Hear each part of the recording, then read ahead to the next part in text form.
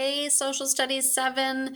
Okay, I just wanted to make sure you were able to view the video yesterday. Today is Wednesday. It is a review day, so there is no new work. If you were able to read the Ducksters article, view the video, and answer the Google form questions, you are good to go. You can stop the video right now, and I will see you Thursday for new social studies content. If for some reason you had trouble viewing the video, I know some of the settings have been a little crazy with YouTube lately. So if it was blocked for you, I will play it right now, and it will be a video within a video. Here we go. Today, our map of America looks like this, but around 200 years ago, it looked more like this. How did this map change? To answer this question, first we have to look at the city of New Orleans, one of America's most culturally and historically rich destinations, according to their website. But New Orleans wasn't always part of the United States. Back in 1803, it was located in the southeastern corner of the Louisiana Territory, which was owned by France, and then later given to Spain, and then secretly given back to France in exchange for some land in Italy, and then officially given back to France 2 years later. New Orleans was an important city because it was a good trading location at the end of the Mississippi River.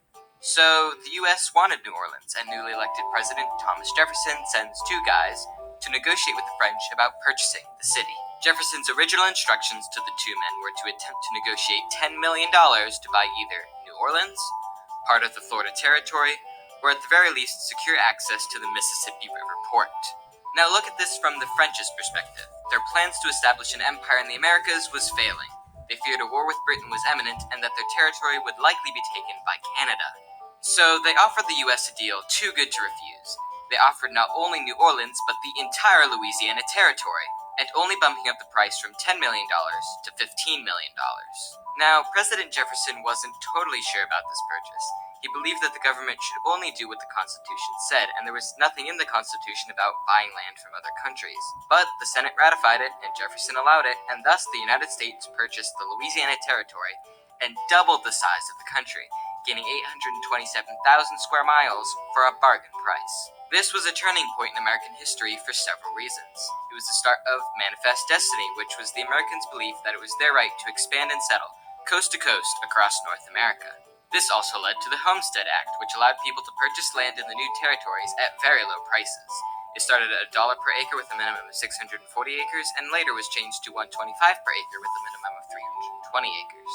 Lots of Americans began moving to the new land, so many in fact that the people began to pressure the government to open up Oklahoma Territory, which was previously closed to settlement. The day it opened, thousands of people lined up along the border waiting, and at noon the territory was opened and people rushed to claim land. The Louisiana Purchase no doubt had a huge effect on America. Just think of how different our world would be today if the purchase had never happened, and all that land was never part of the United States, but instead belonged to other people. Events in history would have turned out much differently, and the world could be a very different place today. Okay, so that was the video. It should have explained the Louisiana Purchase a little bit more so you had a better idea of that between the video and the Ducksters article. Now, if you have not done those Google form questions already, please go over to that Google form and do those now. Otherwise, I will be back on Thursday with some new instruction for social studies. Bye.